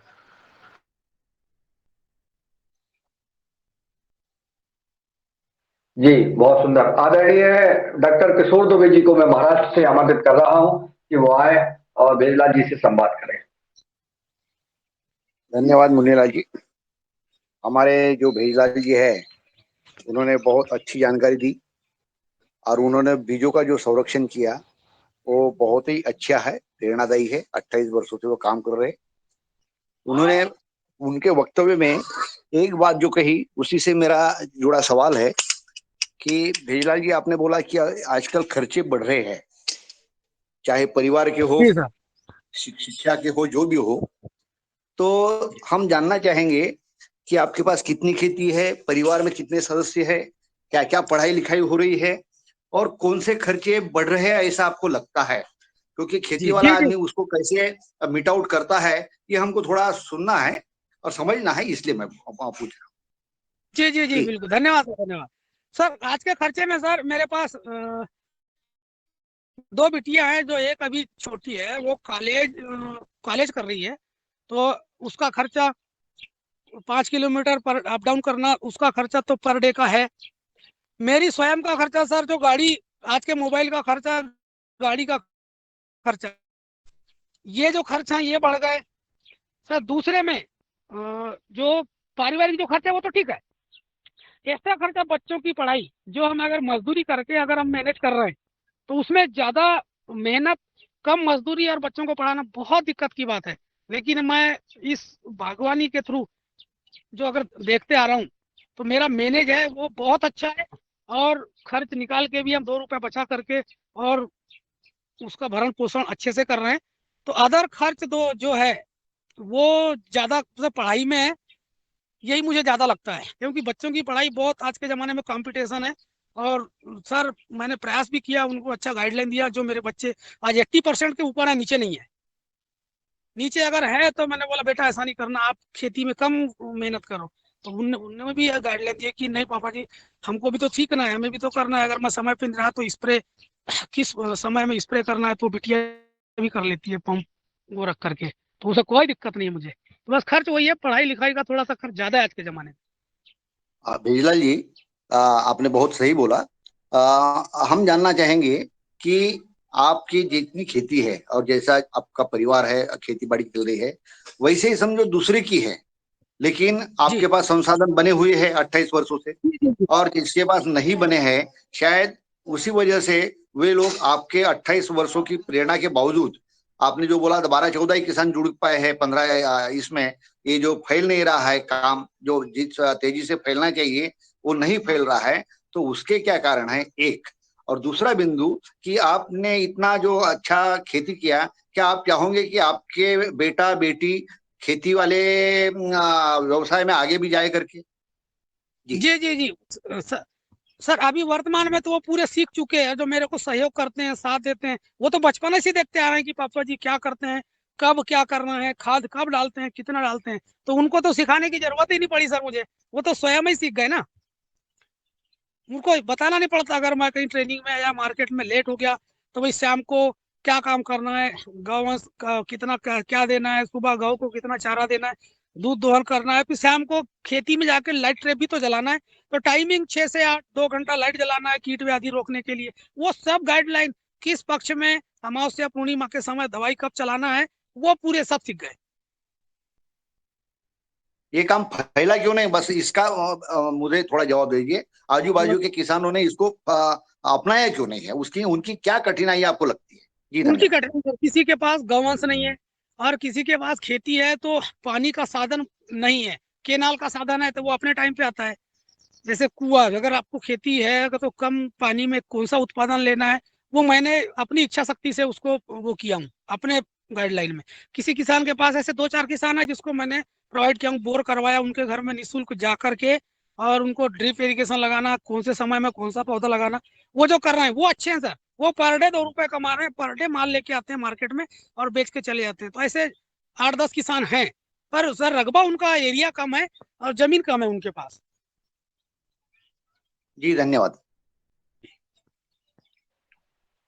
धन्यवाद आदरणीय डॉक्टर किशोर दुबे जी। आदरणीय मिथिलेश सिंह जी ने पुनः हैंड रेज किया है। इसके बाद मैं आदरणीय सैयद जी को आमंत्रित करूंगा। सैयद जी तैयार रहे। जी मिथिलेश जी। जी वही बच्चों वाला प्रश्न था कि बच्चे सीख तो गए, लेकिन क्या वो पसंद करते हैं कि हम भी करेंगे ऐसा?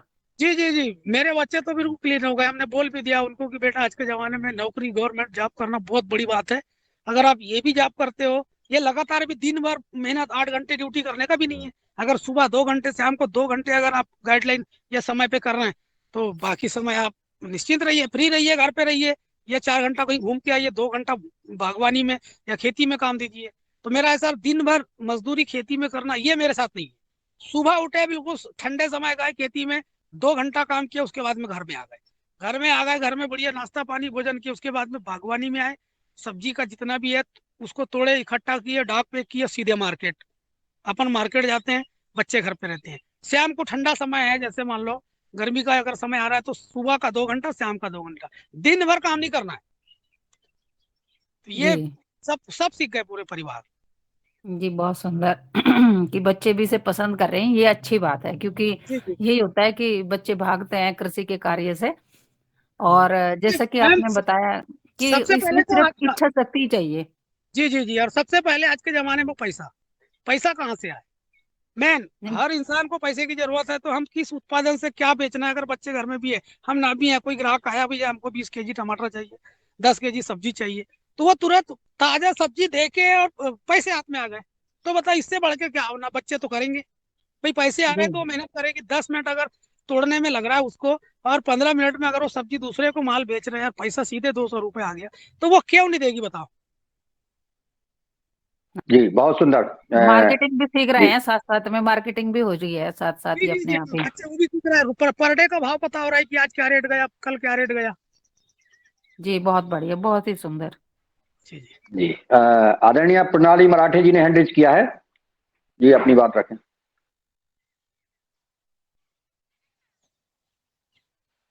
आदरणीय प्रणाली मराठे जी,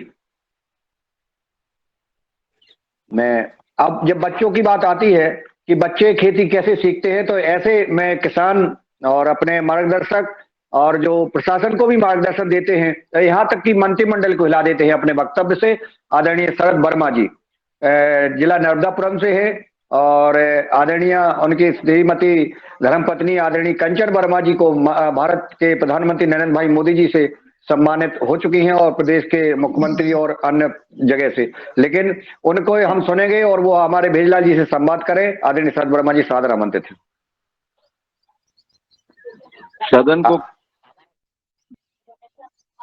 आज बहुत अच्छे से आज चर्चा हो रही है और बहुत ऊर्जा दिख रही है। मैं कुछ छोटे छोटे क्वेश्चन करना चाहता हूँ। जैसे आपके टमाटर में लीफ माइनर आता है, तो आप कैसे कंट्रोल करते हैं उसको? सर शुरू के आज के 10 वर्ष से 5 वर्ष पहले जो पुराना आता था, तो सर उस समय क्या है, मेरे पास जैव रसायन बनाने का जो तकनीक था वो थोड़ा सा कम था। फिर जब मैं उसको सीखा कि उसमें कौन सी पत्ती का अर्क कितना मिलाना चाहिए, कितना % में रखना चाहिए, उस समय से आदरणीय सर शरद भैया जी, आप म्यूट कर लिया करें, जब और फिर आप सवाल करें तो म्यूट कर दिया करें ताकि आवाज रिपीट ना हो। जी स्वागत है। तो ये सर उस समय से मैंने ये देखा कि उस समय जो रोग जो आप जिसकी बात कर रहे हैं, वो सर उस समय से मेरे फसल में या बागवानी में, चाहे मिर्च में देखो चाहे टोमेटो में देखो, वो रोग और वो कीट मेरे को तो आज तक समझ ही नहीं आता, क्योंकि दवाई इसमें सर परमानेंट हर पक्ष में 15 दिन, पूर्णिमा का 15 दिन, अमावस का, उसमें जो दवाई चलते रहती है, तो जो लिप माइनर का जो प्रकोप है वो आज तक तो देखने में नहीं आया इतने वर्षों में। तो सर वो जो दवाई जो चला रहा हूँ मैं लगातार, है ना, मेरा वही है कि अगर खाना चूक जाऊंगा, लेकिन अगर अमावस का 2 दिन बचा है तो मैं दवाई स्प्रे करूंगा ही करूंगा, चाहे वो अर्जेंट कोई भी काम आ जाए, लेकिन मेरी फसल को बचाना है। तो टाइमिंग का बहुत गजब ध्यान है मेरे साथ। इसलिए सर चाहे वो लीफ माइनर हो, चाहे कोई रोग हो, चाहे वो कीट हो, ये देखने को नहीं आया। अच्छा, जैसे लेट ब्लाइट वगैरह आता है, अर्ली ब्लाइट और लेट ब्लाइट, टमाटर के जो हाइब्रिड्स होते हैं उनकी सबसे बड़ी प्रॉब्लम होती है लेट ब्लाइट और अर्ली ब्लाइट, तो वो कैसे आप कंट्रोल? सर मेरे यहाँ तो अभी देखो आप, ये ताजा पौधा भी है, इसमें तो कोई दिखने का नहीं है और ना होता, क्योंकि ये जो बागवानी है, जो आसपास का जो एरिया है, इसमें अगर मान लो कोई कीट आ रहा है या कोई रोग आ रहा है, तो वो कीट पहले कीट आएगा, उसमें डंक आएंगे, उससे वायरस बनेगा, तब वो रोग उस पौधे में लगेगा। तो वो कीट हमारे बागवानी में आए ना, इसलिए लाइट ट्रैप और समय पे दवाई, तो मेरा मानना है कि वो रोग आएगा ही नहीं। तो फिर उसके लिए नियंत्रण करने की जरूरत ही क्या, हम पहले ही नियंत्रण कर ले ताकि वो कीट वहां या रोग वहां आए ना। बीज उपचारित, हम घर का जो बीज है उसको भी उपचार करेंगे, देसी गौ का मूत्र अगर हम थोड़ा सा बीज उपचारित करें। जी जी देखने को जी जो आवाज कट रही शरद भैया, थोड़ा सा जगह चेंज करिए।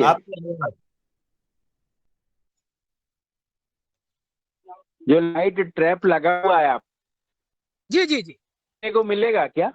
हाँ जी हाँ जी हाँ जी, लाइट ट्रैप तो बिल्कुल परमानेंट, ये तो लगता है मेरे को 25 साल से ज्यादा हो गया सर लाइट ट्रैप का प्रयोग है। ये परमानेंट रहता है, शाम को 6 से 8 2 घंटा। जी ये जो लाइट ट्रैप है, ये देखो एक इसमें सफेद बल्ब है और इसमें पानी है, और पानी में जो गाड़ी का जला आइल होता है ना, वो आइल मिला दीजिए। तो ये जो कीट देख रहे हैं आप, ये देखो ये अभी भी जिंदी है ये कीट, लेकिन ये पानी में अगर गिर चुकी है, अगर ये मादा तितली है, मान लो एक तितली अगर हमको 400 अंडे या 250 अंडे देके जा रही है, अगर वो यहाँ मर गई तो हमारी फसल में 400 कीट उत्पादन या पैदा होने से बच गए। इसमें है ऐसा कुछ नहीं, एक छोटा सा स्टैंड है, बिल्कुल है ना, 0 बजट का काम होना चाहिए, से ज्यादा खर्च नहीं, खर्च हो रहा है तो सिर्फ ये विद्युत में, बाकी ये लोहे की छड़ है, इसका स्टैंड बना हुआ है। उस स्टैंड में जो ड्रम होता है, फाइबर का ड्रम, उसका ढक्कन है, उसको विपरीत दिशा में रख दीजिए, इसमें पानी भर दीजिए, इसमें पानी है, पानी के साथ जो जली आइल होता है गाड़ी का, उस आइल को डाल दीजिए, तो वो जो कीट है वो उसमें गिरेगा और वो वहीं लटक के मर जाएगी। तो हमें अगर यहाँ पर 1000 कीट मर गया, तो मान लो फिर हमारा कितना नुकसान होने से बच गया फसल। और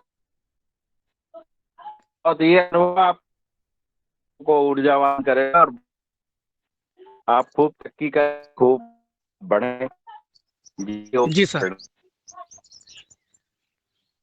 बहुत बहुत धन्यवाद। और आदरणीय हमारे भेजलाल जी, शरद वर्मा जी खुद जो है लाइट ट्रैप लगाए हैं और सारे विधि से कीट नियंत्रण करते हैं, और इन्होंने स्वयं अपनी विधि बनाई है कि पॉलीथीन से बना करके उसमें बल्ब लगा करके, और कई विधियां इन्होंने हम लोगों ने देखी है जा करके, और ये बहुत अच्छी खेती कर रहे हैं और मार्गदर्शन दे रहे हैं।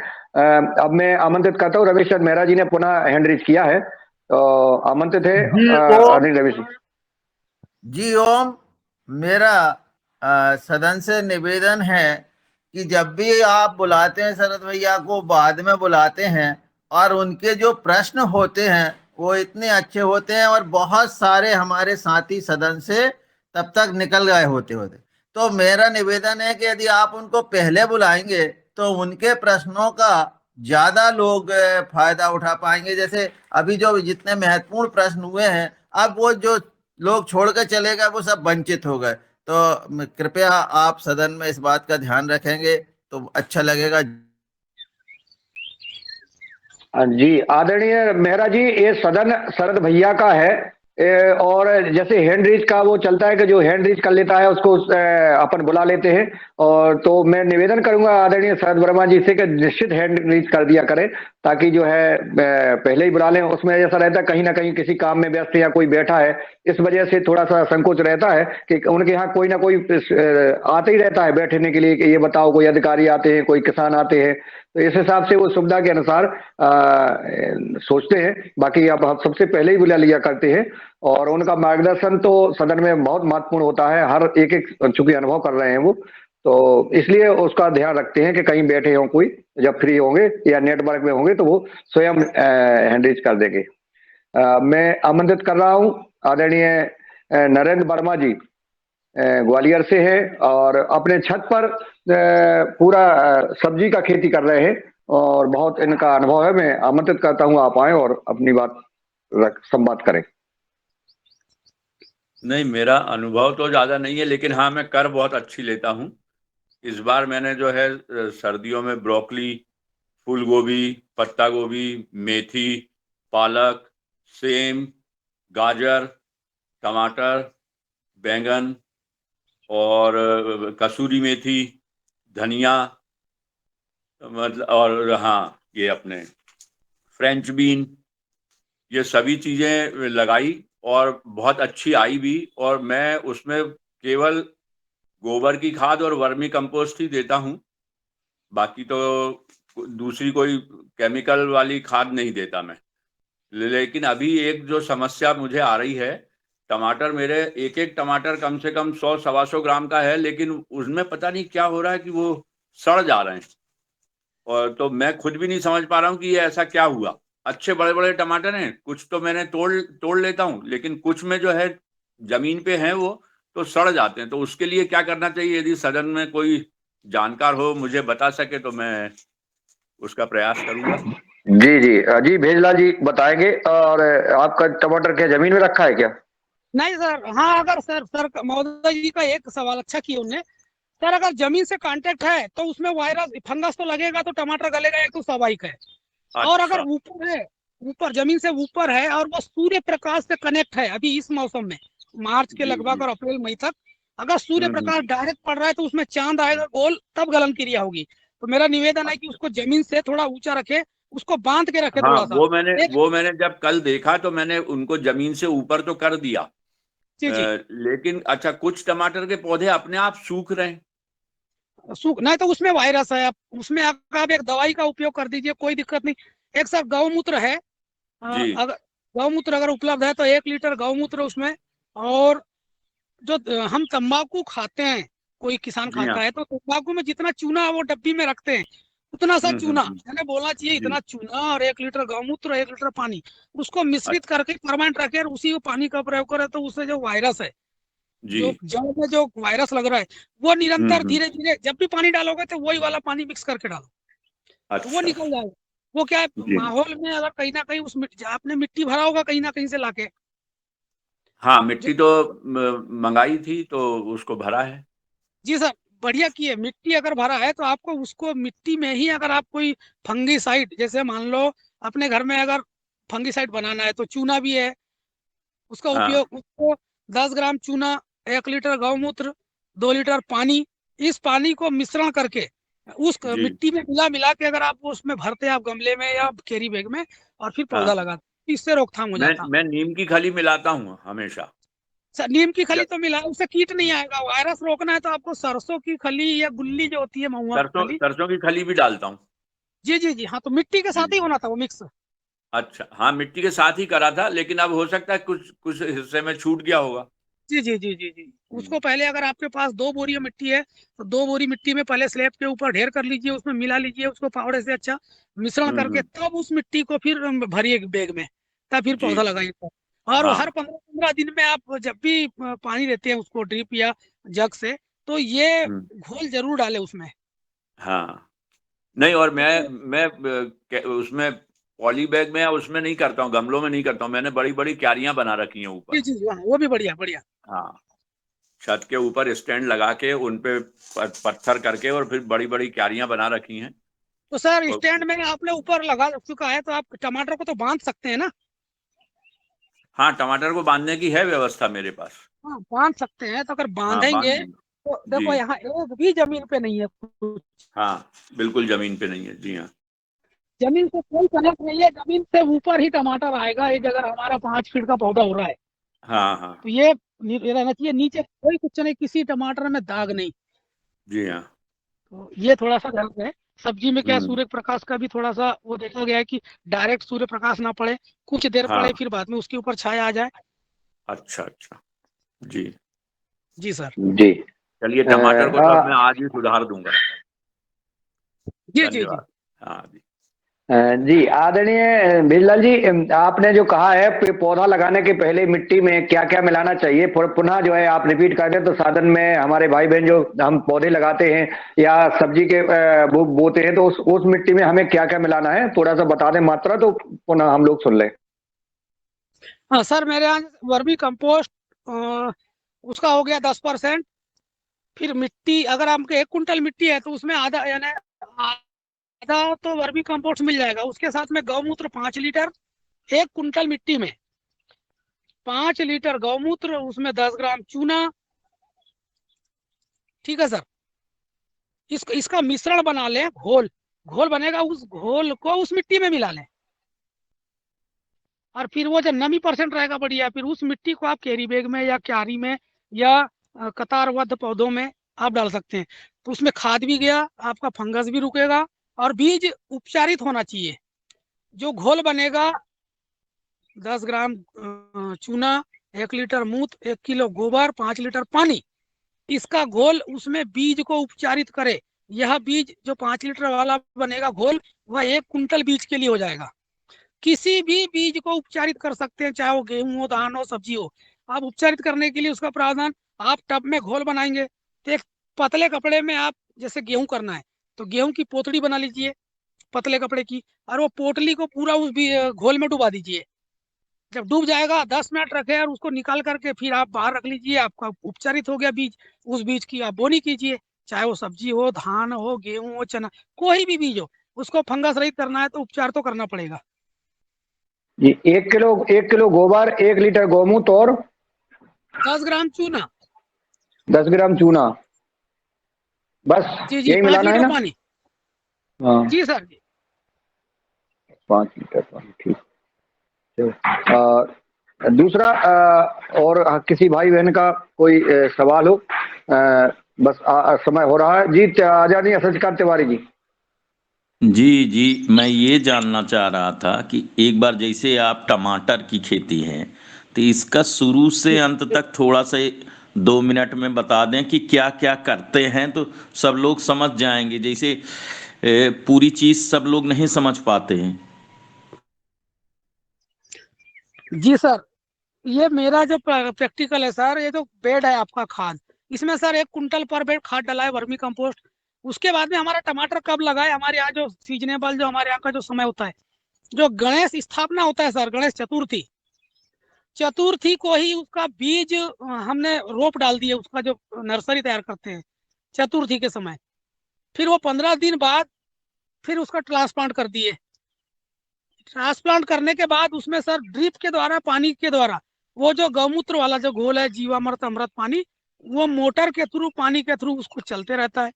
तो वहां से फंगीसाइड भी आया, खाद भी आ गया, तो वो पौधा स्वस्थ रहता है, निरोग। उसके बाद सर उस पौधे को हम जमीन में टिकने ना ही दें। वो पौधे की जितनी डालियां, शाखा है, वो जमीन में संपर्क में ना रहे, वो ऊपर ही बना रहे। उसको अपने सहारा से उसको बांधते रहे रस्सी के थ्रू, या कोई जो भी मार्केट में जो मिलता है। और मेरे यहाँ सर, मैं मार्केट से तो ऐसा कुछ लाता नहीं, सब घर में ही रस्सी तैयार हो जाता है छुटमुट, तो मैं उसी का प्रयोग करता हूँ, क्या, ताकि घर का पैसा बाहर बहुत कम जाए। घर की व्यवस्था, बोरियां है जो है, सुतली है, उसी का उपयोग ज्यादा करता हूँ। तो उस आधार पे अगर हम करें तो पौधे में फंगस, कीट और समय, सर टमाटर एक ऐसा है, उसमें सर जो व्हाइट फ्लाई आता है मिर्च और टमाटर में, उसके लिए सर परमानेंट अगर हम जैव रसायन का उपयोग कर रहे हैं तो कीट में मैंने ये सीखा सर, कीट आने का जो सही समय रहता है, मेरे को ऐसा लगता है मेरे हिसाब से कि जो पूर्णिमा होता है, अमास जो होती है, ये 15-15 दिन का जो चक्र है, इसमें कीट जन्म लेती है, उसके बाद में फिर वो अंडे छोड़ के फिर मर जाती है, तो दूसरे उसके वंश पैदा होते हैं।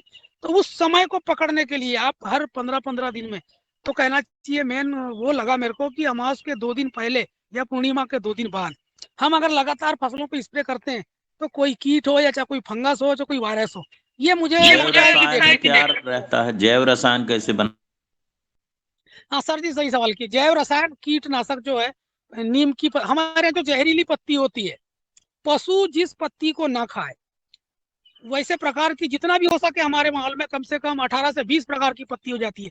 जैसे नीम हो गया, सीताफल हो गया, बेसरम हो गया, अकौआ हो गया, अरंडी हो गई।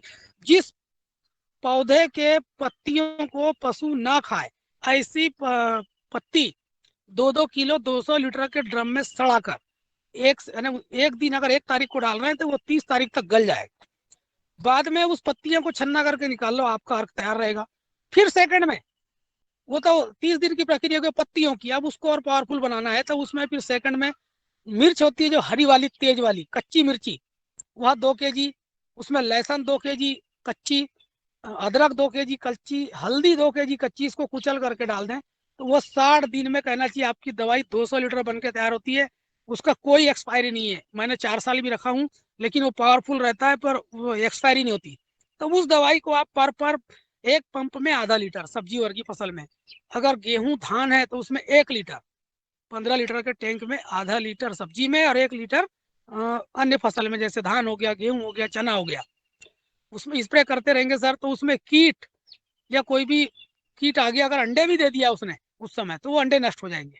तो ये मुझे सीखने को मिला, तो मैं उसी का प्रयोग इतने वर्षों से कर रहा हूँ। और रसायन दवाई ये सब बन के तैयार रहता है, करीब 100 लीटर 200 लीटर परमानेंट बना के रखता हूँ। जी बहुत सुंदर। आदरणीय डॉक्टर किशोर दुबे जी सवाल करेंगे, इसके बाद फिर डॉक्टर रोशनलाल जी अंतिम में संवाद के बाद हम समापन करेंगे। आदरणीय डॉक्टर किशोर दुबे जी।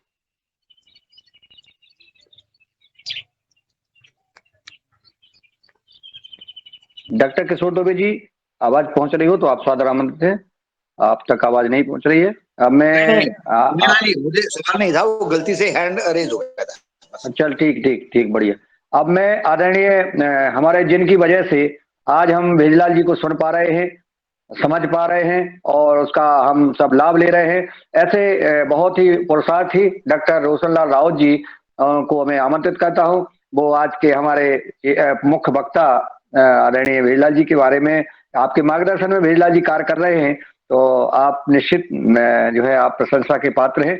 और आप आइए, अपने भेजलाल जी से संवाद करें और लास्ट में फिर हम समापन करेंगे। जी आदरणीय डॉक्टर साहब। जी धन्यवाद भाई साहब। सदन को नमन। निश्चित रूप से हमारे जो माने जी हैं, ये जैसे दिख रहे हैं वैसे ही हैं। एक्चुअली में क्या है कि हमारे कई किसान होते हैं, तो वो हम तो खैर पिछले कई सालों का अनुभव है, किसान करता कुछ है, बताता कुछ है, दिखता कुछ है, तो कई सारी चीजें जो अंदर रहती है वो कुछ होती है और दिखाने की कुछ होती है। तो ये जो बिल्कुल सीधे सीधे सपाट व्यक्ति है एकदम, तो मतलब और कई सारे नए प्रयोग कर रही है। मतलब क्या है कि इनके अंदर से निकालने के लिए मैं थोड़ा क्षमा चाहूंगा कि मैं बच्चे का आज ही मुझे स्कूल छोड़ना था, तो वो सुबह सुबह आ गया तो मैं पहुंचा नहीं पाया, मतलब जुड़ नहीं पाया और सारी चर्चा नहीं कर पाया। पर इनके पास कई सारी छोटे छोटे, इन्होंने जैसे बंदर भगाने के, तो बंदर भगाने के कई तरीके इनके पास हैं कि कैसे कैसे बंदर भगाया जा सकता है। सुअर को अगर खेती में नुकसान, क्योंकि सब्जी ऐसी फसल है जिसमें कई तरह के नुकसान है, तो ये छोटे छोटे प्रयोग भी इनने कई सारे क्या है, ये जो ये ऐसे मतलब व्यक्तित्व है जिनसे निकालनी पड़ेगी अंदर से बातें। कुछ चीजें पूछने की कोशिश शरद भैया ने की थी, पर ये शायद उनको उस तरह से समझ नहीं पाए। तो जो सब्जियों में बीमारियां होती है, तो जैसे पत्तियां सूख जाती है, तो इसके लिए भी ये कई तरह के वो करते हैं। तो जो माने जी हैं, ये बड़ा मतलब इनका जो पुरुषार्थ है वो बहुत जबरदस्त है। और समय मिलेगा जब भी आप बालाघाट पधारते हैं तो इनके खेत के हम एक विजिट करेंगे। और एक दूसरे कृषक और हैं हमारे जो प्राकृतिक खेती करते हैं, जो सही में कर रहे हैं, मतलब जिनको कोई ऐसा नहीं कि मतलब हम कहें कि ये नहीं कर रहे हैं, मतलब जो कह रहे हैं वो आप वास्तव में कर रहे हैं, यथार्थ में कर रहे हैं। तो माने जी थोड़ा सा वो बंदर और सुअर के लिए आप क्या करते हैं, क्योंकि ये बड़ी व्यापक समस्या है पूरे देश में। बहुत व्यापक समस्या है। जी बताएं। सर जी सही बात है, उसमें सर वह आतंक और नुकसान तो बहुत ज्यादा होता है। अभी तो फिलहाल में जैसे स्प्रे के समय जैसे बागवानी के आसपास उन्हीं का जो गोबर का घोल है और उनकी जो बीट है बंदरों की, तो उनको घोल करके उनका स्प्रे करते आ रहा था। और जैसे पेड़ है तो पेड़ पे अगर चढ़ गए तो हाथ में गुलेल उनके द्वारा उनको मार करके और भगा देते हैं उनको। ऐसा मरते तक तो मारते नहीं। उस समय से जो लगा है उनका, तो अभी तक तो नहीं आया है। अभी तो करीब लगभग बहुत दिन हो गए, कम आते हैं अब। नहीं तो स्प्रे पशु बीट का घोल और बंदर का ही बीट का घोल उनको हम बाड़ी के आसपास, तो वो जो बदबू चलती है तो सर मैंने उसको 6-7 बार प्रयोग किया, तो उस समय तो पूरी फसल रुक गई। सेकंड में तो जब बड़े पेड़ है उसमें तो उनकी टहनी छाट करके फिर भी वो ना रुके, तो उसको गुलेल के द्वारा मार करके और पत्थर, छोटे पत्थर से, तो अभी बहुत दिन हो गया, उससे बहुत रोकथाम मिल गया। मैं उससे नहीं तो सबसे ज्यादा नुकसान होता था। जी एक और जो हम खेती में समस्या देखते हैं, हमारे किसान भाई हमेशा इन चीजों को करते हैं, पर कोई भी किसान भाई खेत में समय नहीं देता। जो भारत सरकार के जो आंकड़े हैं, जो विभिन्न अनुसंधानों से आंकड़े आए हैं, उसमें हमारी खेती में जो हमारे पास काम है वो पूरा जो साल भर खेती कर रहा है उस किसान के पास 60-65 दिन का काम है। तो ये जो माने जी है, इन्होंने पूरे साल भर का काम देख रखा है। मतलब ये आपकी रस्सी से लेके, अगर उनको रस्सी भी वो करनी है तो वो अपना वहीं से जुगाड़ करके, जो जूट के बोरे आए उसमें से कुछ सन वगैरह से वो करके ये उसी में से निकाल के अपने काम को चलाते हैं, ना कि उसके लिए बाजार की तरफ भागते हैं। तो आवश्यकता इस बात की है कि हम अपने संसाधनों में चीजों को ढूंढने की बात करें कि किस तरह से हम अपने संसाधन में उन्हीं संसाधनों का उपयोग करते हुए खेती में रिसाइकिल करें। तो रिसाइकलिंग मतलब जो हमारा प्रोडक्ट है, जो हमारा उत्पाद हुआ उसको हम बाजार में बेचे, जो सब मतलब उप उत्पाद है उसको हम जानवरों को खिलाएं, और उससे फिर जो गोबर गौमूत्र निकलता है उसको खेती में रिसाइकिल करें। तो ये प्रक्रिया लगातार जो चलते रहने का जो तरीका है वो निश्चित रूप से प्राकृतिक खेती को समृद्ध करेगा। जी जी ओम जी बहुत सुंदर आदरणीय डॉक्टर साहब, और आपने जो आज हमारे भाई साहब को जो लिया, हम आदरणीय शरद वर्मा जी सहित सभी टीम जो है 10-11 की लगभग 10 तारीख या 11 तारीख को अगली महीने की, और बैतूल के बालाघाट के विजिट पर निश्चित आने का बन रहा है। तो उनके यहाँ आएंगे और चर्चा करेंगे, और शरद भैया की जो वो रह गए हैं और जो चर्चाएं होंगी वो आमने सामने खेत पे होंगी, और इन्हें पुनः अपन एक बार बुलाएंगे। अब मैं अंतिम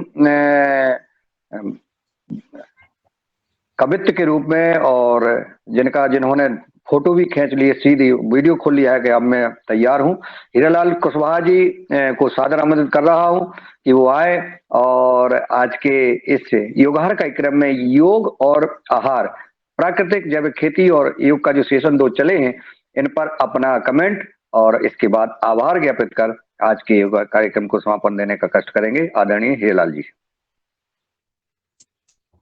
जी पूरे सदन को प्रणाम, संपूर्ण गुरु सत्ता को नमन। बहुत ही अद्भुत कार्यक्रम रहा। वैसे तो ये कक्षा हर दिन नया इतिहास बनाती है ये किसी न किसी रूप में, और जिन्होंने आज के मुख्य अतिथि जी को भेजा है उनको भी बहुत बहुत आभार। समय काफी हो गया है, सिर्फ 2 लाइनें बोलूंगा। कोई माने या ना माने, हम तो अच्छी तरह है जाने, बहुत अच्छे जैविक कृषक हैं भेजलाल जी माने। अगर इनकी तरह सब ठाने तो जैविक भोजन रूपी भर जावेंगे खजाने। ओम प्रणाम, साधुवाद, धन्यवाद। क्या बात है, बहुत सुंदर आदरणीय हीरालाल जी। अब जो है मैं, चूंकि रंजना जी शायद निकल गई हैं, चलिए अब मैं आज का इस कार्यक्रम का समापन करते हैं। और आज के इस कार्यक्रम में जुड़े आदरणीय अनिल राय जी, आदरणीय शशिकांत तिवारी जी, आदरणीय भेजलाल माने जी जो आज हमारे मुख्य वक्ता मार्गदर्शक रहे हैं, आदरणीय बने सिंह आर जी, आदरणीय दीपश्री खांडेकर, आदरणीय दिनेश जी श्यामबाल जी, आदरणीय डॉक्टर किशोर दुबे जी, आदरणीय डॉक्टर रोशनलाल राव जी, जिन्होंने आज हमारे मुख्य वक्ता और उन्नत कृषक मार्गदर्शक को आमंत्रित किया, आदरणीय हीलाल कुशवाहा जी, आदरणीय कृष्ण कुमार जी, आदरणीय माधव जी राव जी, आदरणीय मिथिलेश सिंह जी, आदरणीय नरेंद्र वर्मा जी, आदरणीय प्रदीप राज वर्मा जी, आदरणीय प्रणाली मराठे जी, आदरणीय राजश्री कुशवाहा जी, आदरणीय रमेश चंद मेहरा जी, आदरणीय रूप सिंह राजपूत जी, आदरणीय शिखा घोष जी, आदरणीय उमाशंकर प्रसाद जी, आदरणीय वैशाली विनायक जी, आदरणीय हमारे योगहार रिकॉर्डिंग के भाई बहन, और प्रदीप राज वर्मा जी नर्मदा यात्रा कर रहे हैं, अगर वो कहीं हो तो कोई दर्शन कराना चाहते हैं या ऐसी जगह तो दो शब्द आदरणीय प्रदीप राज वर्मा जी नर्मदेहर। चलिए और आज की क्लास का समापन करते हैं। सुबह मिलते हैं इसी प्रकार से नए साथी को ढूंढें और लाएं। और आदरणीय भेजलाल जी जब भी आप जुड़ना चाहें इस क्लास में 5:30 से 8:30 बजे तक ये रोज चलती है। जो लिंक से आज जुड़े हैं इसी लिंक से हमेशा जुड़ सकते हैं। आप वीडियो बंद रख सकते हैं, ऑडियो खुला आप सुन सकते हैं, अपनी बात कभी रखना है तो रख सकते हैं, बाकी जेब में डाल के भी आप सुनते रहें, अपना काम करते रहें, ये भी सुविधा है इसमें जी। लेकिन जुड़े रहें तो अच्छा लगेगा। कई राज्यों के किसान आपस में चर्चा करते हैं, वैज्ञानिक चर्चा करते हैं, आपसे संबंधित है, आपका कोई मार्गदर्शन देना चाहते, लेना चाहते, जो भी करना चाहते हैं आपस में ये चर्चा चलती रहेगी जी। धन्यवाद।